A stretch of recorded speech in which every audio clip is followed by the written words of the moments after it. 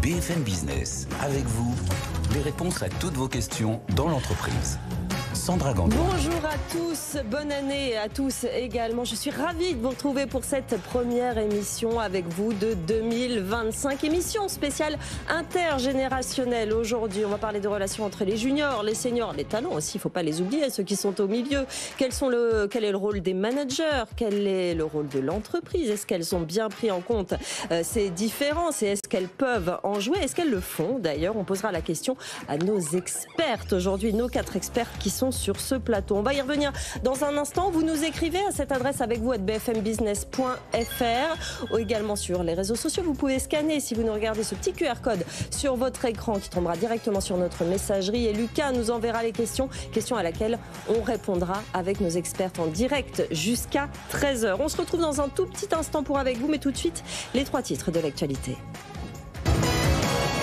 Et dans l'actualité aujourd'hui, les discussions budgétaires qui ont repris et après le MoDem, ce sont les responsables socialistes qui sont reçus à Bercy. Thomas Asportas, on voit ça avec vous. En attendant de connaître l'issue des discussions, Éric Lombard et Amélie de Montchalin ont précisé leurs intentions, Thomas.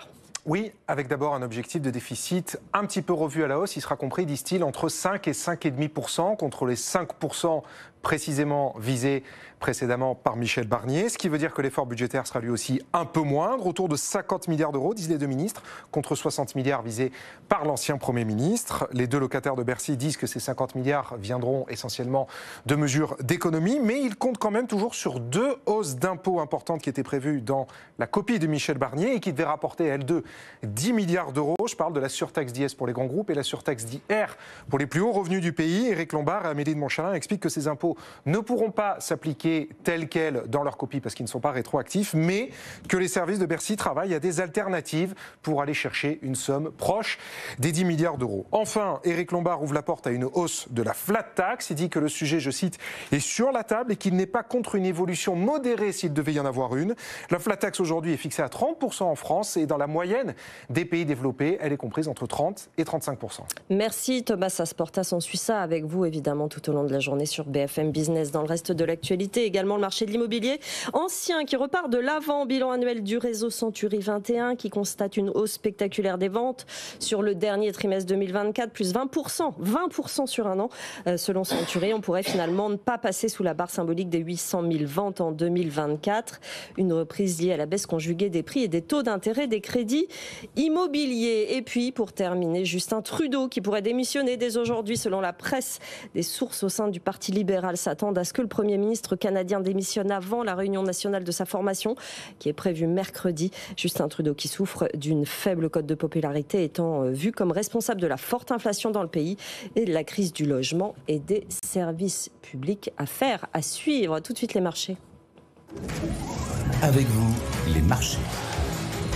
Quelle tendance, Antoine Larigauderie, ce lundi midi? Une tendance plutôt positive pour commencer la semaine. C'est vrai que les 2 premières séances de l'année n'avaient pas été très probantes. Le CAC 40 avait même dévissé vendredi. Et donc là, on se reprend. Plus 0,51% pour l'indice vedette de la Bourse de Paris. On est à 7319 points. Alors des bonnes nouvelles, on en a. Et en plus du côté des technologiques. D'ailleurs, à noter que l'Euronext Tech Leaders gagne 1,4%. Donc très nette surperformance de la tech. On a eu les bons résultats du taïwanais Foxconn ce matin. On a eu des chiffres impressionnant de nouveaux investissements dans l'IA par Microsoft. Il y en a pour plus de 80 milliards de dollars. Alors tout ça fortifie un petit peu, notamment le secteur des semi-conducteurs.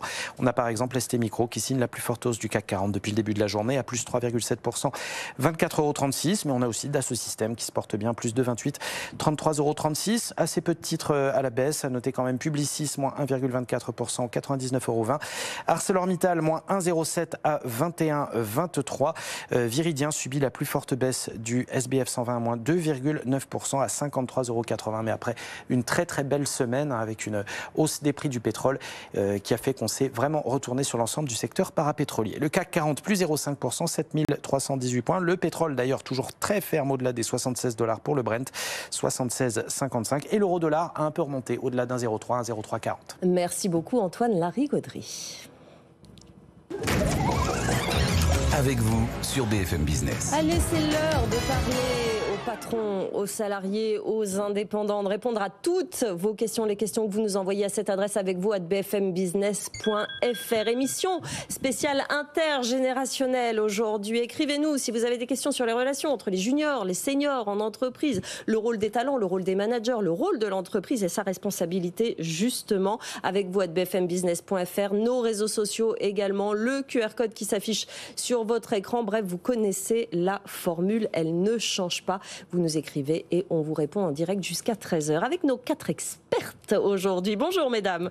Élodie Gentina, professeure à l'IESEG School of Management. Bonjour Élodie, ravie de vous retrouver. Frédéric Gesque, spécialiste de la question et présidente de l'USCOA, spécialiste de ces questions intergénérationnelles en entreprise. Émilie Corchia qui travaille sur le sujet également, fondatrice de My Job Glasses. Bonjour Émilie. On s'est quitté l'année dernière, dernier jour, et on se retrouve le premier jour de l'année. Exactement. Et puis Laurie Mongilardi, notre avocate en droit social. Bonjour Laurie, ravie de vous retrouver. Vous nous écrivez pour nous poser vos questions. On commence par la première question pour vous Élodie, question de Linda.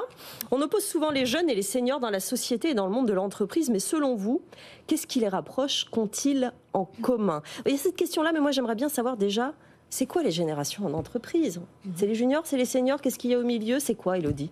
Alors, quand on parle de génération, il y en a plein. Hein. Il y a la génération Y, la génération Z, les baby boomers, la génération X. Et moi, j'aime pas forcément parler du terme de génération, parce qu'on tend à avoir beaucoup de stéréotypes et on tend à enfermer les gens dans des cases. Et on verra que justement, dans l'ouvrage que j'ai écrit et que j'ai eu la chance d'écrire avec Jérémy Lamry, on parle qu'il ne faut plus être sur le multigénérationnel, c'est-à-dire qu'on a plusieurs générations, mais être vraiment sur l'intergénérationnel. Et c'est l'objectif d'aujourd'hui de l'émission, montrer comment travailler ensemble. Donc après, une génération, c'est un ensemble d'individus qui a vécu des mêmes événements de vie, des événements marqueurs au-delà de l'âge. Et donc, on pourra en parler sur ce sujet. Et alors, justement, dans cette question de Linda, qu'est-ce qui les rapproche? Qu'est-ce qu'ils ont en commun, ces jeunes et ces seniors? Est-ce qu'on peut dire qu'ils ont des choses en commun d'ailleurs? D'abord, Élodie, après je vous donnerai la parole, Frédéric. Alors, par exemple, la quête de sens. Très souvent, on dit, voilà, les jeunes recherchent une quête de sens dans leur travail, mais les seniors aussi. C'est-à-dire qu'aujourd'hui, il y a une autre vision du travail. Ça, c'est global. On est moins sur le travail est une fin en soi, mais c'est un moyen de s'épanouir. Puis, un autre élément aussi, ça peut être, par exemple, la volonté d'apprendre. Tout au long de notre vie, les jeunes ont envie d'apprendre, ils ont envie que l'entreprise soit une école apprenante, mais les seniors aussi. Hein, c'est pas parce que voilà, on arrive et puis qu'est-ce qu'être senior? On verra avec Frédéric pour aussi nous en parler. Mais voilà, peu importe l'âge, il y a toujours cette envie d'apprendre et de renouveler ses compétences. Il faut sortir un peu des lieux communs. On dit toujours que les seniors ont envie de former et que les jeunes ont envie d'apprendre, mais le contraire est vrai. Frédéric, très vite. Oui, moi j'avais envie de dire qu'en fait, ce qu'on avait en commun entre les juniors et les seniors, malheureusement, c'était la discrimination de l'agisme aussi. C'était tous ces préjugés, ces stéréotypes négatifs qui pèsent en fait sur les deux côtés en fait extrêmes du curseur du parcours professionnel. Ouais. Les plus jeunes, les plus seniors, on voit 16% des moins de 24 ans au chômage, 58% seulement des plus de 55 ans en emploi. Et en fait, ce sont malheureusement le principal commun de ces deux générations, c'est la difficulté liée à ces discriminations aussi. Ils ont les mêmes problèmes finalement en entreprise. Ils veulent être considérés. Il y a une quête de sens. Vous l'avez dit. On va y revenir dans un instant spécial intergénérationnel. Vous nous écrivez avec vous @bfmbusiness.fr. On se retrouve dans un instant. À tout de suite.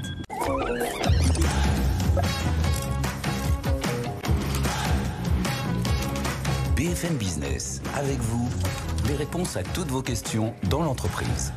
Sandra Gandoin. Et oui, les réponses à toutes vos questions sur la vie en entreprise, que vous soyez patron, salarié, indépendant. Cette émission est faite pour vous. Vous nous écrivez, vous voyez à cette adresse avec vous @bfmbusiness.fr. Le QR code qui s'affiche sur votre écran si vous nous regardez en télé ou sur votre tablette.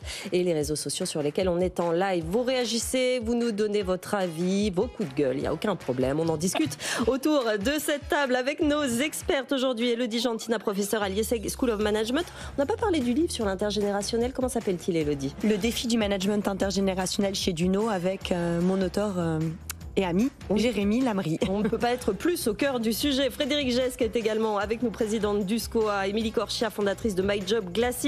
Laurie Mongilardi, notre avocate en droit social. Aujourd'hui, on continue vos questions. Frédéric, Christophe nous dit, j'ai 58 ans. Et je vois bien que dans mon entreprise, plus personne ne s'intéresse à ce que je peux apporter. Il n'y en a que pour les jeunes. Pourtant, je vais travailler encore plusieurs années. J'ai envie de m'engager. Pourquoi cette mise à l'écart? Ce qui est marrant, c'est qu'on aurait pu mettre un jeune à l'inverse et dire, on s'occupe s'occupe pas des jeunes. Oui, c'est pour ça que je disais vrai, tout à l'heure que le commun, finalement, il était aussi malheureusement dans l'agisme. Parce que ce qu'on entend là avec Christophe, malheureusement, c'est encore très très prégnant en France aujourd'hui. Depuis un an et demi, on a mis ce sujet des seniors sur le tapis parce qu'il y avait la réforme des retraites et c'est bien d'en parler. Mais malheureusement, malgré les livres blancs, les engagements, les belles paroles, aujourd'hui c'est encore compliqué. Donc il y a de la discrimination à l'embauche, c'est la première discrimination pour les plus de 50 ans. Et puis il y a effectivement parfois ce ressenti de mise à l'écart, parfois de mal-être en fait. Moi je le vois beaucoup chez mes clients, chez les salariés expérimentés. Est-ce que c'est qu'un ressenti, franchement? Alors c'est ce que j'allais dire, il y a ce ressenti et en fait quand on creuse, on voit que ce n'est pas qu'un ressenti puisque les statistiques sont claires. On voit par exemple une chute drastique de l'accès, des taux d'accès à la formation à partir d'un certain âge. Plus on prend de l'âge en fait et moins on accède à la formation, moins on accède à la mobilité interne, aux promotions, aux augmentations et voire même, et moi je le vois beaucoup chez les clients que j'accompagne, même c'est un peu insidieux parce que les managers n'étant pas forcément sensibilisés à leurs propres biais, leurs propres préjugés, eh bien ils vont avoir tendance à mettre même à l'écart dans les collaborateurs les plus âgés dans l'équipe, comme si effectivement ils pouvaient plus être innovants, ils pouvaient plus être créatifs, ils pouvaient plus avoir envie d'apprendre. Et donc malheureusement Christophe, c'est quelque chose qui est assez fréquent. Alors moi ce que j'ai envie de dire, parce que même si je n'aime pas non plus les cases des générations, je sais, on a quand même des différences liées à notre éducation, à l'époque dans laquelle on a vécu. Et c'est vrai que notre génération des seniors, des plus de 45-50 ans, on n'a pas toujours appris à prendre la parole. Et donc c'est important aujourd'hui. Donc n'hésitez pas Christophe à dire à votre manager, à dire à vos collègues que vous avez envie de vous engager, à montrer vos idées. Ce genre de choses. Parce que finalement faire bouger les lignes, faire bouger le regard, en fait ça commence déjà par soi et par sa propre posture. On continue. Non, et donc effectivement, donc il y a quand même une intériorisation, malheureusement parfois chez les salariés de plus de 50, 55 ans, de ces préjugés en fait, à force de les entendre, les fameux effets golem, les prophéties autoréalisatrices, on finit par y croire et on n'ose même plus en fait montrer qu'on a envie de s'engager. Donc voilà, si j'avais un conseil à donner à Christophe, c'est que vraiment il n'hésite pas à prendre la parole aussi face à son manager et puis avec ses collègues aussi pour montrer qu'il a vraiment sa place dans l'entreprise et qu'il a encore beaucoup à donner. C'est beaucoup le cas, on attend beaucoup de l'entreprise, mais c'est vrai que soi-même il faut être proactif, demander effectivement ce qu'on veut à l'entreprise, c'est quand même un bon début. Jean-Louis nous a posé une question par mail sur le recrutement. Jean-Louis, on vous répondra demain car aujourd'hui on est sur une spéciale intergénérationnelle. Laurie, vous vouliez intervenir sur cette question? Émilie, oui. Pardon, Émilie, Laurie est là. Non, mais en fait, pour compléter ce que vous disiez, on est toujours trop ou pas assez. C'est toujours le problème. Les jeunes n'ont pas assez d'expérience pour faire quelque chose, les plus âgés ont trop d'expérience, etc. Moi, je pense qu'il faut qu'on soit dans quelque chose de plus positif, que chacun, finalement, soit là pour ce qu'il a à apporter. On ne peut pas reprocher à un jeune de ne pas avoir suffisamment d'expérience, c'est à l'entreprise de lui donner l'expérience et de l'aider à se développer. Et moi, je pense que nos seniors ont énormément à apporter. Et ils peuvent, comme vous le disiez, avoir un rôle proactif. C'est-à-dire prendre la parole et dire voilà ce que je suis en capacité de faire et notamment montrer tout ce qu'ils ont, toute l'expérience qu'ils ont et pourquoi pas aussi la partager avec un plus jeune. Mais pour revenir sur ce que vous disiez tout à l'heure, moi je pense que les jeunes ont aussi beaucoup à apporter aux plus âgés, notamment sur tous les sujets liés à l'IA. L'IA est quelque chose qui vient totalement changer nos entreprises, sur lesquelles les jeunes sont parfois, alors c'est pas tous, plus à l'aise. Ça se discute. Exactement, ça se discute. Et peuvent notamment, pourquoi pas, venir accompagner et venir apporter. Et donc je pense que c'est vraiment dans cette intergénérationnel et dans le travailler ensemble qu'on peut y arriver. Frédéric, vous n'êtes pas d'accord? On combat les préjugés aujourd'hui. Je vois bien que... je réagissais en souriant parce qu'effectivement, c'est un des stéréotypes les plus habituels concernant les seniors. C'est ils sont déconnectés, ils comprennent rien en numérique et donc forcément l'IA.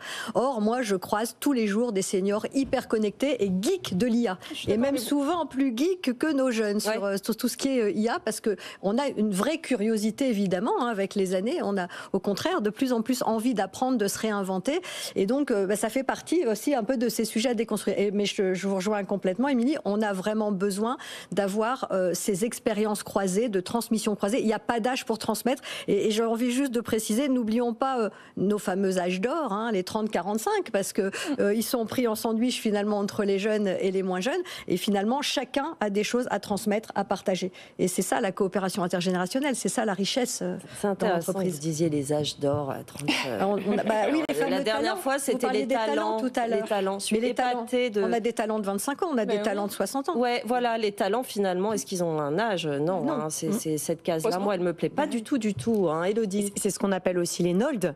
Never Too Young, Never Too Old, avec Anne Cazenay de Danone. Voilà, c'est encore. Mais bref, en fait, derrière cette question d'ancienneté, est-ce que c'est l'ancienneté qui est importante? Et on voit que non, c'est plutôt aussi la notion de compétence. Et donc, on parlait beaucoup de socialisation classique, c'est-à-dire qu'avant, les anciens transmettaient aux plus jeunes, et c'est toujours le cas, des savoir-faire, des savoir-être, etc. Mais les jeunes peuvent transmettre aussi aux plus anciens. Et donc, on voit qu'on est sur une socialisation dans les deux sens.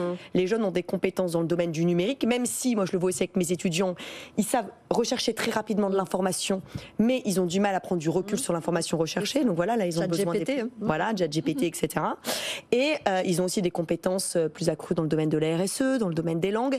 Et quand on parle de prendre la parole, les jeunes le réclament aussi. Ils disent, on ne veut plus être uniquement écouté, on a envie d'être protagoniste de notre propre histoire, notamment par rapport à la transition énergétique. On a envie d'être porte-parole, de toutes ces questions-là. Et donc, il y a des entreprises aujourd'hui qui y travaillent en créant même des collectifs de jeunes qui vont prendre la parole sur ces sujets-là. Très bonne transition, j'allais dire, et l'entreprise dans tout ça. Dites-nous ce que vous en pensez. Envoyez-nous vos questions par mail, SMS ou en vidéo. L'entreprise, des fois, nous met un peu des bâtons dans les roues. Et d'ailleurs, cette question pour vous, Laurie. Un de mes salariés seniors refuse de former un nouvel arrivant qui occupera le même poste que lui, sous prétexte que je ne lui verse pas de contrepartie financière pour qu'il le forme. Alors déjà, on va analyser cette situation, la situation et la position dans laquelle nous met l'entreprise. Et puis, son refus est-il juridiquement une faute professionnelle, Laurie? C'est une question intéressante parce qu'en droit du travail, on a deux notions, pour faire simple. La première notion, c'est tout ce qui est essentiel et rattaché au contrat de travail. Vous êtes embauché en tant que commercial, vous avez dans votre contrat de travail vos missions principales qui sont liées à votre fonction de commercial. Et puis à côté de ça, vous avez ce qu'on appelle les conditions de travail qui sont des tâches accessoires, annexes, qui ne sont pas contractualisées dans votre contrat de travail, mais qui font partie intrinsèquement de votre mission, de votre fonction de commercial. La formation, la jurisprudence considère que c'est une tâche annexe, c'est-à-dire que ça fait partie des conditions de travail, en principe, d'un poste ou d'une fonction, quelle qu'elle soit. Évidemment, il faut que cette formation ne soit pas de manière exagérée et ne prenne pas le pas sur la fonction principale du salarié. Si l'on revient à la question, quand on est embauché en tant que commercial, évidemment, on a cette fonction de commercial et cette fonction aussi en tant que commercial de former les nouveaux arrivants parce que ça fait partie de ces conditions de travail et de cette obligation professionnelle de salariés. Donc est-ce qu'on peut réclamer une contrepartie financière pour ça? Non, pas réellement. En principe, non, parce que ça reste une tâche accessoire, ça reste une tâche surtout temporaire, ça c'est important de le préciser, temporaire et annexe au contrat de travail principal. Donc sous ces réserves-là, non, effectivement, il n'y a pas de contrepartie financière à demander et surtout le refus pourrait même être considéré comme une faute professionnelle, effectivement. L'idée, c'est effectivement d'être quand même dans cette transmission de savoir, de compétences, à minima en tout cas. Émilie, un petit commentaire sur cette situation ? Je pense que peut-être expliquer pourquoi c'est important de former. Oui. Et comment aussi peut-être le jeune va pouvoir venir aider la personne dans son job en faisant partie de l'équipe. Je pense que c'est très important de ne pas être individualiste et de vraiment ramener sur la notion d'équipe. On est ensemble pour réaliser la mission. Mais la question sous-jacente là-dedans, c'est qu'on oppose de toute façon dans la vie quotidienne de l'entreprise, la réalité du terrain, c'est que les générations sont opposées l'une à l'autre. C'est celui que je vais former aujourd'hui va me remplacer demain. Et ça, philosophiquement, ça met déjà des barrières entre les générations. Alors il faut en effet que ce ne soit pas la crainte. C'est-à-dire que si ce qu'on demande à la personne, c'est de former la personne et parce que lui, il va prendre le placard, forcément, ça va être un problème. En revanche, si on est dans une idée de faire grandir l'entreprise, de développer et donc du coup d'avoir besoin de forces supplémentaires pour ensemble réaliser la mission, mais je pense que c'est important, encore une fois, d'être dans le sens. Il faut expliquer pourquoi on attend de cette personne qu'elle forme la nouvelle génération qui arrive, et puis il faut valoriser. Moi, je trouve que c'est extrêmement important. Une personne qui transmet, c'est une personne qui a le savoir, qui détient le savoir. Et donc, du coup, c'est quelque chose qu'il faut valoriser. Et il faut aussi le valoriser comme faisant partie du travail.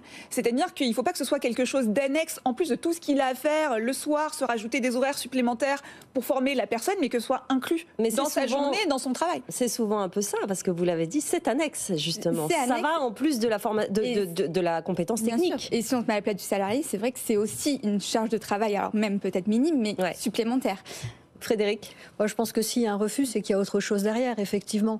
Il n'y a aucun salarié qui est bien dans son entreprise, qui a envie de s'engager, ne va refuser de former un jeune qui arrive, ou un moins jeune d'ailleurs, parce qu'on peut aussi avoir un sujet d'ancienneté dans l'entreprise. On peut être jeune dans l'entreprise en ayant 50 ans et avoir 10 ans dans l'entreprise en ayant 35 ans. Et ça peut être du coup celui qui a 35 ans qui va venir former en fait le plus âgé. C'est, encore une fois, on n'est pas dans une question d'âge. Ouais. Et c'est ce qu'on disait. C'est pour ça que c'est vrai que moi, mais on est nombreux ici à le dire, on n'aime pas, moi j'aime pas les cases des générations en fait, parce que ça oppose. En fait, chaque génération est décrite par opposition en fait à une autre génération. Et c'est ce que vous disiez tout à l'heure, effectivement, encore une fois, là on oppose, t'es vieux, tu vas transmettre aux jeunes. Ben, en fait, déjà, je suis vieux, j'ai peut-être pas envie de transmettre. J'ai peut-être envie de continuer à apprendre aussi. Je suis jeune, j'ai peut-être des choses à transmettre effectivement aux seniors. Et donc tout ça, effectivement, c'est... Mais il y a un sujet de management et de culture d'entreprise derrière. C'est pas juste un salarié qui ne veut pas, qui veut pas travailler. Élodie, en fait, c'est clair que philosophiquement, dans notre société, on a beaucoup fonctionné selon un système binaire pendant longtemps. Voilà, blanc, noir, liquide, solide, Europe de l'Est, Europe de l'Ouest. Bon, il y a plein d'exemples à donner. Et qu'en fait, il faut essayer de dépasser justement ces oppositions pour arriver vraiment sur un management qui n'est plus fragmenté, un management qui est vraiment transversal. On doit être sur une approche qui est beaucoup plus globale, beaucoup plus holistique. Comment faire ensemble, et comme vous l'avez dit, être sur du collectif, être sur de l'équipe. Et on voit bien que ça fonctionne bien. Mais c'est pas qu'une affaire d'entreprise, c'est aussi une affaire et surtout de société aussi. Oui, effectivement. Mais l'entreprise est le reflet très clair de notre société, ce qui se passe dans le reste de la société. Réaction de Marine par mail qui nous écrit, c'est notre boîte aux lettres du jour. Dans une entreprise où un manager favorise certains salariés en fonction de leur origine, leur culture ou de leur âge, comment pouvons-nous assurer que tous les collaborateurs se sentent équitablement traités et encouragés à donner le meilleur d'eux-mêmes afin de maintenir une bonne dynamique au sein de l'équipe et d'éviter les sentiments d'injustice et de frustration? J'ai presque déjà envie de poser la question à notre juriste. Est-ce que dans une entreprise, quel que soit le profil, on peut, sur la réalité, pas philosophiquement, traiter tout le monde pareil? Non, évidemment, dans une entreprise, alors il n'y a pas forcément toujours de transparence sur les salaires, mais on sait pertinemment que sur un poste équivalent, très rares sont les salariés qui ont exactement le même salaire. Oui. Pourquoi ? Parce que, alors ça pour aller du côté de l'entreprise, c'est qu'il y a toujours des éléments de différenciation aussi. Sur un même poste, vous allez avoir deux profils complètement différents. Et si on en revient justement à des salariés seniors, juniors, vous allez avoir un salarié senior qui va certainement avoir une expérience professionnelle beaucoup plus grande, beaucoup plus longue qu'un salarié junior. Et c'est en réalité cette expérience professionnelle qui va justifier une augmentation de salaire. Ça peut être aussi d'autres critères. Ça peut être l'ancienneté dans l'entreprise. Ça peut être les compétences professionnelles, la spécialisation sur une certaine activité. Donc il y a vraiment des différenciations d'un individu à un autre qui effectivement justifient parfois des augmentations de salaire, des différences. Frédéric ? Après, je pense qu'aujourd'hui, en management, ce qui est essentiel, ça va être l'équité.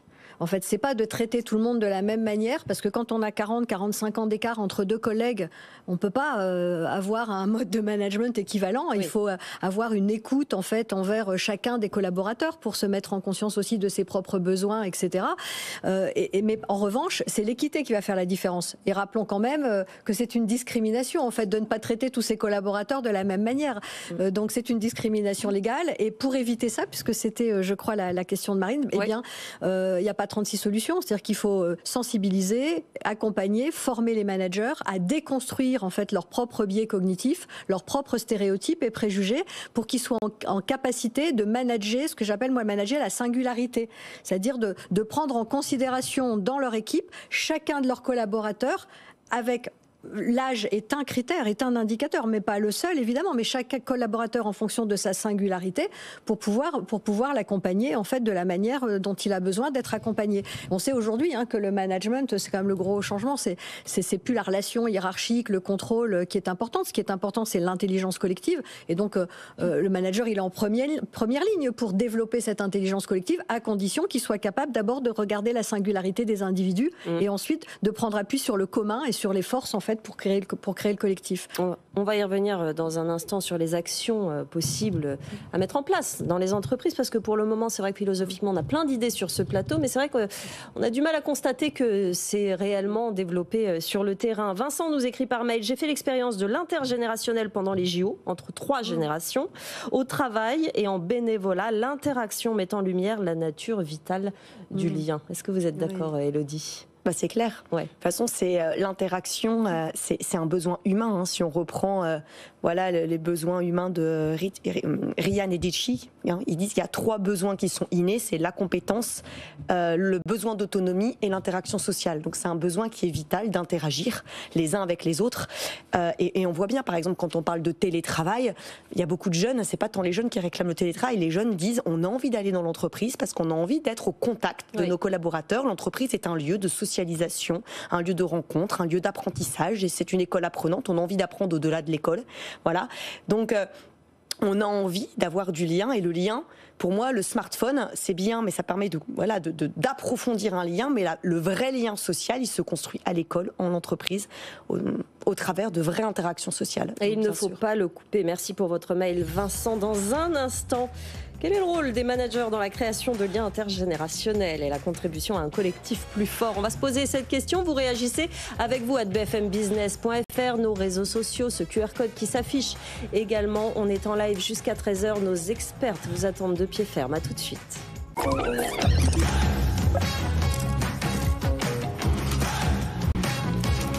BFM Business, avec vous, les réponses à toutes vos questions dans l'entreprise. Sandra Gandoin. On répond à toutes vos questions en direct jusqu'à 13h. On est avec nos expertes. Aujourd'hui, c'est une spéciale intergénérationnelle. Alors, il y a vraiment beaucoup d'idées très positives sur ce plateau. Maintenant, on va voir quelle est la mise en place factuelle dans les entreprises. Ça risque de faire un petit peu plus mal, mais il y a de l'espoir quand même. Nos experts autour de ce plateau. Élodie Gentina, professeure à l'IESEG School of Management, auteure du management intergénérationnel, le défi du management intergénérationnel chez Duno. Voilà, on voit que vous avez coécrit avec Jérémy Lamry. Voilà, et voilà notre spécialiste ici, avec une autre spécialiste en face de vous, Frédéric Gesque, présidente du SCOA, qui travaille beaucoup sur ces questions. Émilie Corchia, fondatrice de My Job Glasses, et Laurie Mongilardi, avocate en droit social. Nos expertes aujourd'hui, continuez à nous poser vos questions comme Vincent, comme Florence, à qui on va répondre dans un instant. Mais avant cela, il y avait cette question, et on risque d'y passer quelques minutes quand même. Quel est le rôle du manager dans la création de liens intergénérationnels et la contribution à un collectif plus fort? Qui veut répondre? Moi, Émilie. Je pense que le rôle du manager, c'est de faire en sorte que tout le monde soit suffisamment bien dans l'entreprise pour avoir envie de travailler les uns avec les autres. Que les plus âgés, si je puis dire, ceux qui ont le plus d'expérience, ne se sentent pas menacés par les plus jeunes et soient dans une envie de transmettre, que les plus jeunes aient aussi des choses à apporter. Et puis, je voudrais rappeler quelque chose qui a été un petit peu dit tout à l'heure, mais des fois, le manager, c'est le plus jeune.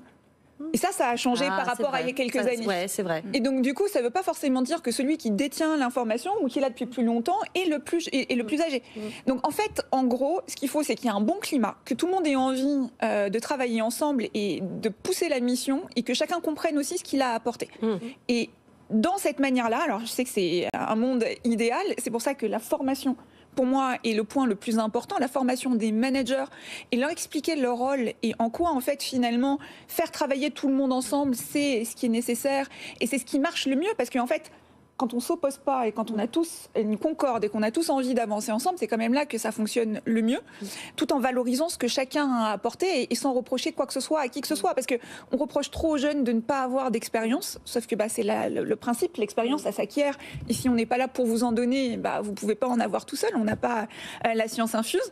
Et puis, ceux qui sont là depuis plus longtemps, ceux qui sont en fin de carrière, ont énormément aussi de savoir et d'éléments à transmettre et à continuer à apprendre aussi, parce que moi je ne veux pas en effet qu'on continue de dire que ce ne sont que les plus âgés qui ont à transmettre. Le problème des managers, c'est qu'ils ont les mains dans le cambouis et qu'ils en ont jusque-là du boulot, parce qu'en plus du fait d'être manager, ils ont leur métier à côté. Hein. Donc est-ce qu'ils ont le temps, les managers, de traiter il y a plusieurs correctement leurs ouailles? C'est vrai qu'il y a plusieurs sujets. Il y a le sujet de la formation, puisqu'on sait qu'en France, il y a à peu près que 50% des managers qui sont formés en fait au management.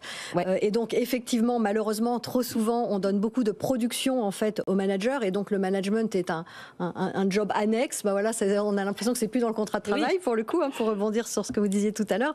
Et du coup, effectivement, il y a ce sujet du temps. Et après, il y a quand même ce sujet de faut-il manager l'intergénérationnel.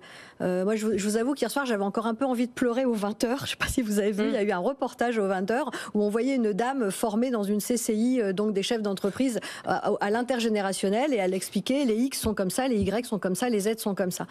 C'est pas ça en fait le rôle du manager dans l'intergénérationnel. Le manager, son rôle, c'est de créer du collectif et d'animer un collectif.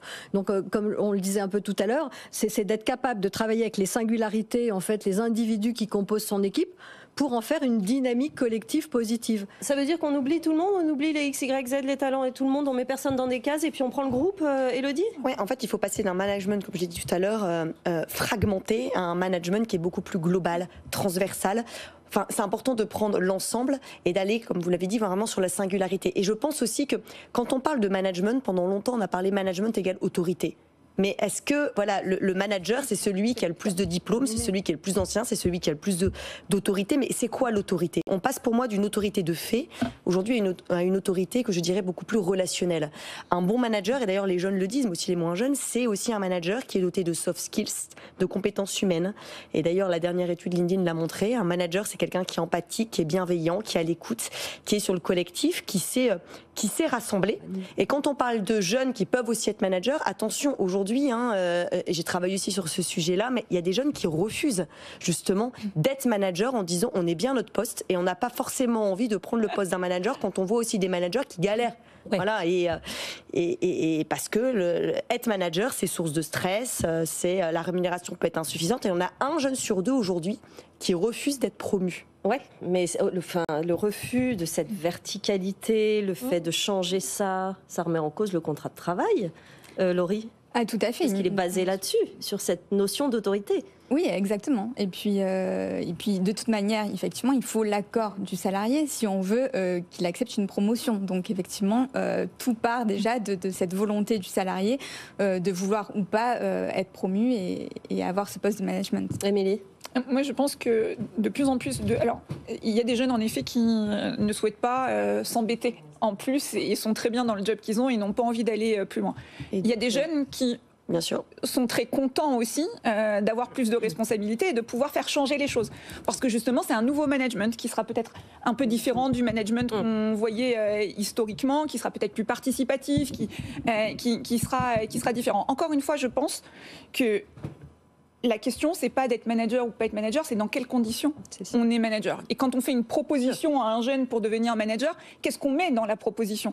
Parce que finalement, être manager, c'est pas simplement dire tu vas gagner mieux ta vie et tu as la responsabilité des personnes. C'est qu'est-ce qu'on leur donne, quel est le projet dans lequel on les amène. Bien sûr. Et c'est ça qui va être important. Et je pense qu'avec cette recherche de sens, et encore une fois, c'est pas quelque chose qui concerne les jeunes uniquement, c'est quelque chose qui concerne tout le monde.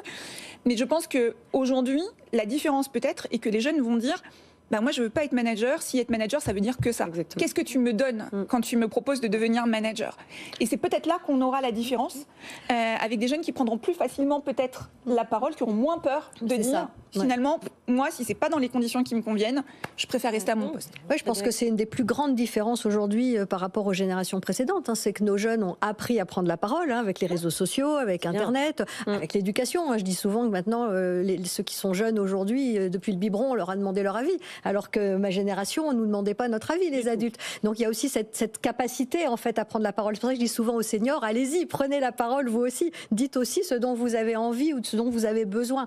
Parce que finalement, c'est ça la différence. C'est que les plus jeunes vont dire non. Mais alors attention, parce qu'aujourd'hui, de plus en plus de cinquantenaires disent aussi non. Et c'est pour ça qu'on a de plus en plus de seniors qui quittent l'entreprise pour monter leur boîte, pour devenir indépendants, parce qu'eux aussi ont envie de s'épanouir comme les autres générations. Donnez-nous votre avis sur ce rôle très important des managers.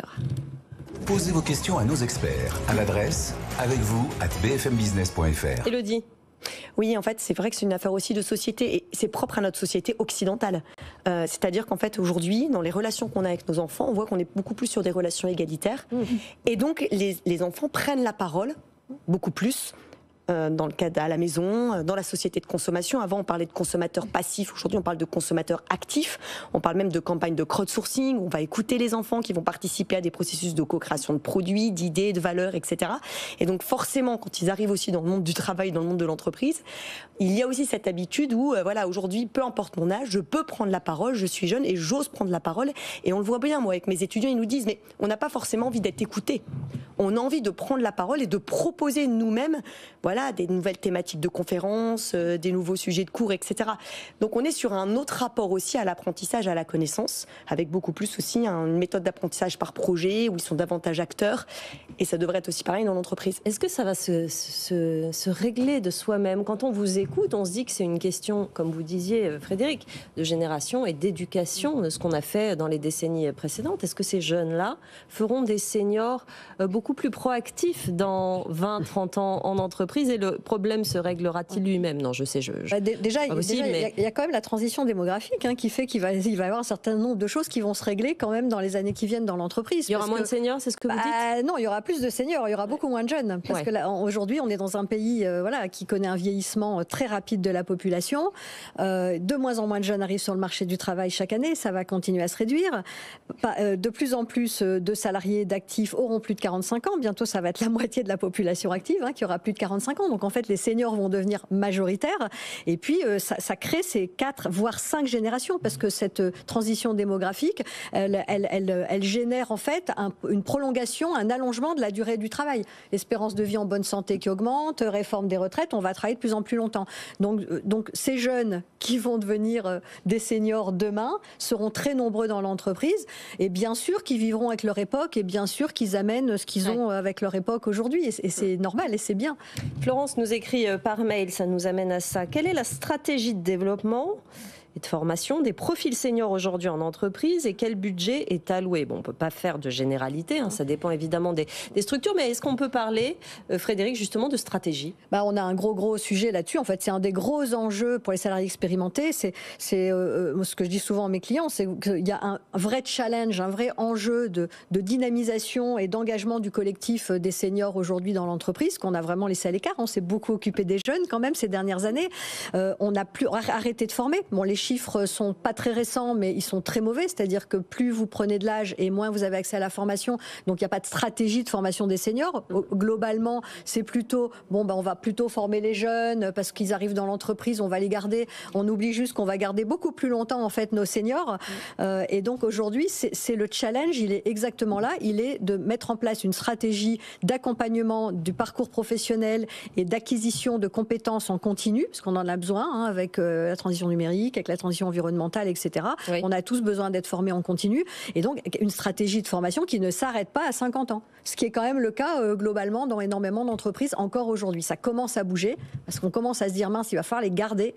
Donc, autant les garder quand même employables et performants si possible. Donc, ça commence à venir, mais c'est assez récent. Et les chiffres de l'INSEE sont très mauvais sur la formation des plus de 50 ans. Émilie, je pense qu'on a un vrai enjeu aussi de chômage des seniors. Je pense qu'il y a un vrai travail à faire côté entreprise, à se rendre compte aussi de ce que peuvent apporter les seniors et à encourager davantage d'entreprises à recruter des seniors. Parce que vous l'avez dit, il y a eu beaucoup de choses qui ont été faites sur les jeunes, il y a eu beaucoup de choses qui ont été faites sur l'apprentissage, qui est génial et qui a réussi à montrer en fait qu'on arrive vraiment à changer les choses. Je pense qu'il faut qu'on prenne collectivement tous aussi conscience de l'enjeu de formation, d'accompagnement et d'emploi et d'embauche des seniors, parce qu'avec le départ à la retraite qui se fait de plus en plus tard, on a quand même un trop grand nombre de seniors aujourd'hui qui se retrouvent sans emploi pour des durées alors qu'ils ont des durées de travail encore énormes. Et donc ça veut dire une nécessité aussi de prendre conscience au sein des entreprises de ce que peuvent apporter les seniors et de comment aller chercher des seniors pour venir aussi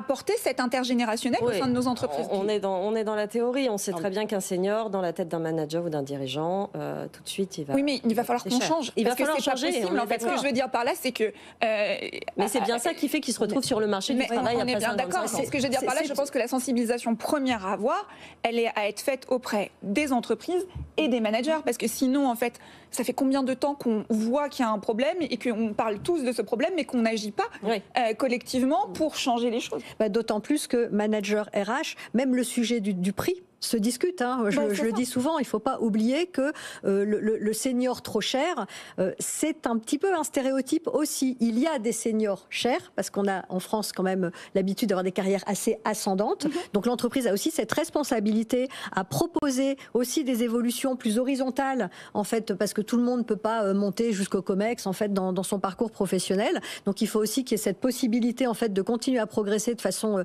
différente. Et en plus, tous les seniors ne sont pas plus chers que les plus jeunes, en réalité. La PEC a fait des analyses qui sont très intéressantes là-dessus et qui démontrent que ce n'est pas toujours le cas. Laurie ? Oui, et je crois même que le législateur a aussi son rôle à jouer dans tout ça, parce que pour aider justement les entreprises, on voit qu'aujourd'hui, dans la loi, il n'existe aucun dispositif particulier pour embaucher, pour inciter en tout cas les employeurs à embaucher des seniors. Et très récemment, c'est important de le rappeler aussi, les partenaires sociaux ont discuté autour de la table et ont évoqué en tout cas le sujet du contrat de valorisation de l'expérience, qui devrait prochainement être intégré dans la loi, qui est un contrat qui permet justement aux employeurs d'embaucher des salariés de plus de 60 ans et en contrepartie, parce qu'il faut les inciter, il faut les encourager, ils auraient droit effectivement à des exonérations de charges sociales pour leur permettre d'inciter à ce genre de recrutement. Donc le législateur, je pense vraiment, doit multiplier les dispositifs. Il a aussi un rôle, en tout cas en créer, parce que dans la loi, à l'heure actuelle, il n'y a rien. Il faut pousser de ce côté-là, de toute façon, pour toutes les inégalités, c'est souvent qu'on le voit. Réaction de Stéphane, qui nous suit souvent et qui nous écrit aujourd'hui. Merci Stéphane. Un manager doit gérer et non diriger. La gestion de ses collaborateurs au niveau du caractère, de l'ambition, de la motivation, c'est l'entraîneur d'une équipe qui a pour objectif que cette équipe atteigne les résultats. Il doit être capable de faire ce qu'il demande, sinon aucune crédibilité, c'est vrai.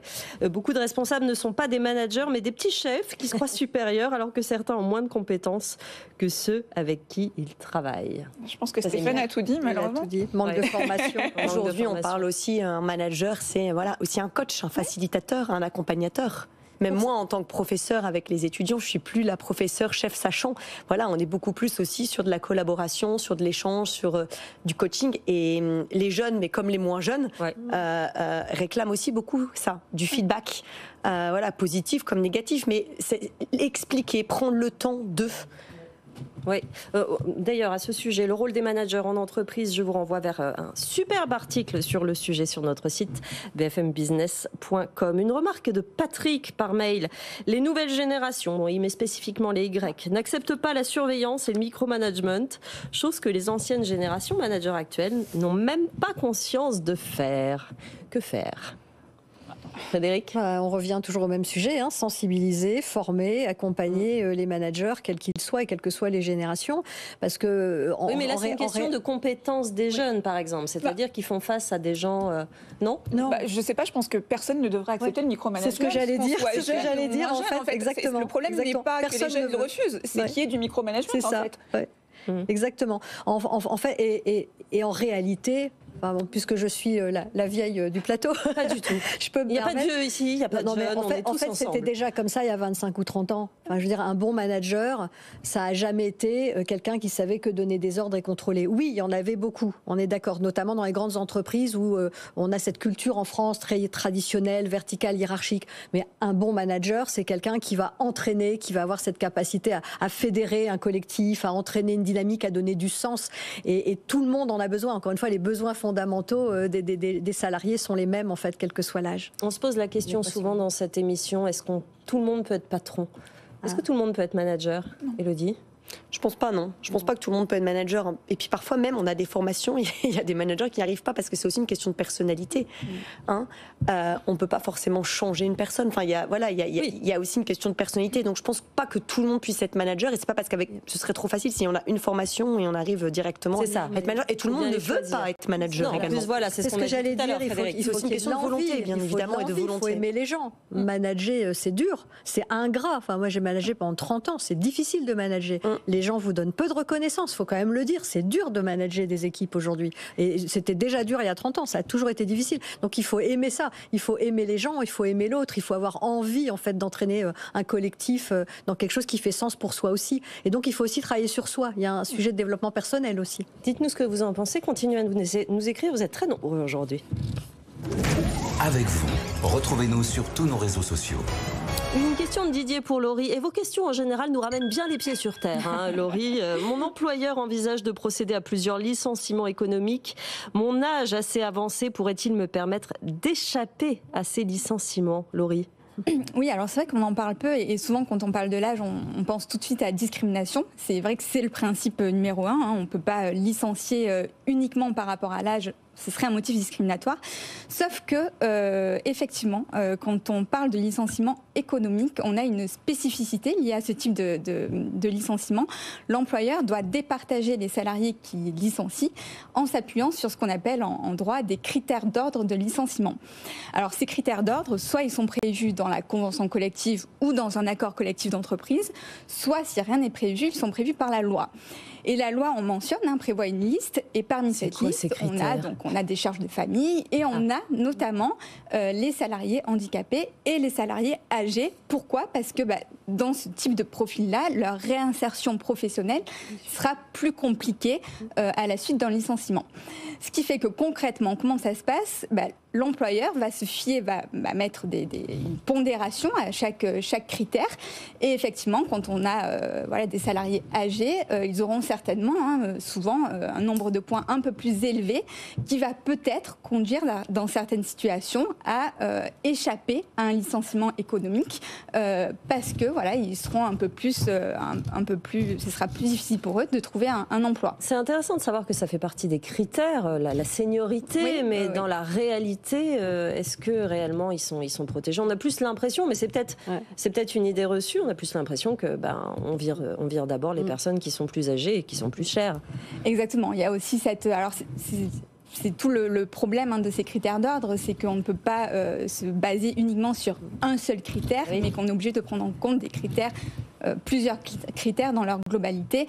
Et effectivement, dans la mesure où il y a d'autres critères, effectivement, les salariés âgés peuvent quand même se retrouver licenciés. Oui. Il faut quand même rappeler que depuis les années 80, les politiques publiques de l'emploi ont eu tendance à dire sortez les vieux pour recruter des jeunes. On a toujours opposé en fait dans les politiques de l'emploi finalement l'entrée de la jeunesse en imaginant qu'en faisant partir des seniors plus vite en pré-retraite, on pourrait faire entrer plus de jeunes. Ce qui n'a jamais démontré son efficacité d'ailleurs, mais en tout cas c'est dans la culture et notamment dans les grandes entreprises. On voit bien dans les grandes entreprises, encore aujourd'hui, tous les plans de départ, il y a eu énormément de plans et il y en a encore en ce moment qui se jouent, on veut faire sortir les plus de 50-55 ans. Et on a beaucoup encore dans l'entreprise cette habitude de les sortir du bureau. Quand on dit on va mettre en place un dispositif avec les partenaires sociaux, on va négocier sur les seniors, la première chose qu'on négocie, c'est mécénat de compétences, pré-retraite, temps partiel, départ, etc. Or, aujourd'hui, il me semble qu'on a besoin aussi de travailler sur le sujet dans le sens employabilité, maintien en emploi engagé, performant, employable, etc. Parce que mettre cette barre de la seniorité à 45 ans alors qu'il reste 20 ans de carrière, c'est complètement absurde. Vous disiez le rôle des pouvoirs publics, effectivement, du législateur, mais il a beaucoup travaillé sur la sortie des seniors de l'entreprise, pré-retraite, tout ça, ces dispositifs-là, ils existent, il faudrait faire des dispositifs qui les laissent et qui les réintègrent. Alors c'est vrai qu'il y a eu beaucoup de dispositifs en fait. Depuis à chaque réforme des retraites, il y a des dispositifs qui ont été mis en place. Contribution de la lande, tout ça. Il y a eu plein de choses qui souvent se sont retournées contre les seniors en réalité. Quand on disait on sanctionne si vous licenciez après 50 ans, on licencie à 49 en gros. Donc jusqu'à présent, on n'a jamais réussi à trouver des dispositifs vraiment réellement efficaces.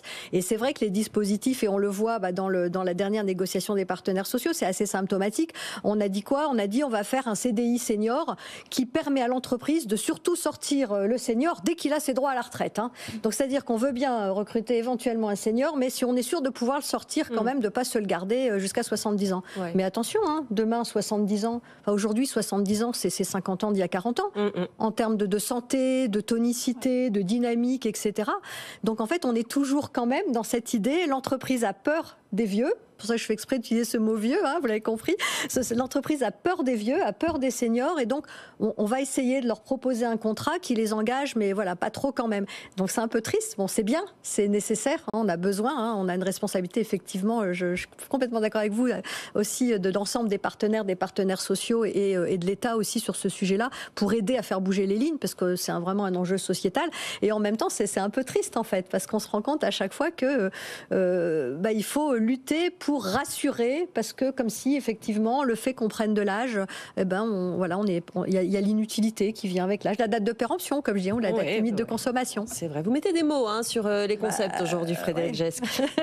Une toute dernière question, Élodie. J'ai des salariés de tous âges, il y a des tensions, parfois même des conflits. Quels conseils concrets vous pouvez me donner pour optimiser cette relation intergénérationnelle ? Peut-être, pour résumer tout ce qu'on a pu dire déjà, c'est arrêtons d'avoir des stéréotypes sur chacune des générations. Voilà, les jeunes sont fainéants, les vieux sont fatigués. Arrêtons de dire jeunes, vieux avec des stéréotypes qu'on peut avoir. Donc déjà, déconstruire tous les biais cognitifs, comme vous l'avez dit, qu'on peut avoir. Et c'est l'objectif aussi des conférences et des échanges que je peux avoir, justement, pour apporter un nouvel éclairage sur la jeunesse, ou comme vous, Frédéric, Émilie, sur d'autres générations. Et puis après, en effet, il y a des dispositifs qui peuvent aider, comme par exemple le mentoring inversé, comment travailler ensemble, comment transmettre les compétences ensemble dans les deux sens. On peut être aussi par exemple sur ce qu'on appelle le onboarding, c'est tout après le recrutement, comment intégrer, mais là on peut justement... Un jeune peut être avec un senior et le senior va pouvoir l'aider aussi à s'intégrer dans l'entreprise, et le senior va pouvoir aussi recevoir... de la transmission de compétences, de savoir-vivre, de plein de choses de la part du junior. On parle aussi parfois même de job sharing. Donc ça, c'est un autre sujet avec Myriam Loingeville qui a beaucoup travaillé là-dessus.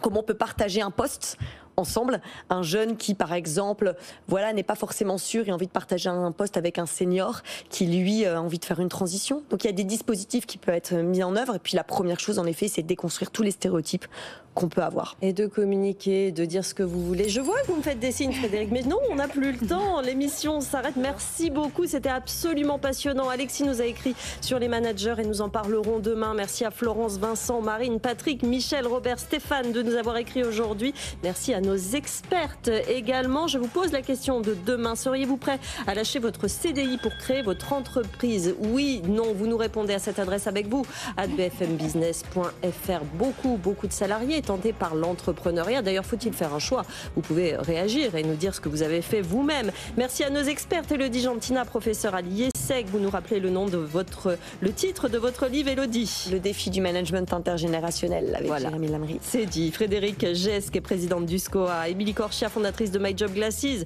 Laurie Mongilardi, notre avocate en droit social. Merci mesdames pour vos précieux conseils. Merci pour cette émission que vous pouvez trouver en podcast et en replay sur notre appli et notre site. N'oubliez pas, dans une semaine tout juste, J-7, les BFM Awards à 20h, 20e édition au Grand Palais. On parlera des patrons, des innovations, des idées. Ce sera présenté par Laure Closier.